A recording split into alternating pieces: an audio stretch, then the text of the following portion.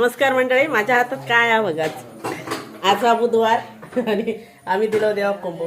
सगळ्यात पहिला तर घेतल्यान सोकाटान कोयतो घेतल्यान आणि डायरेक्ट झाजावगत चालू केल्यान. झाजावून झालेला चिकन आपणाक जेवढा साईजमध्ये हवंय ना तसा आईन कापून घेतलं आणि एवढा सगळा गावठी चिकन जमा झालेला.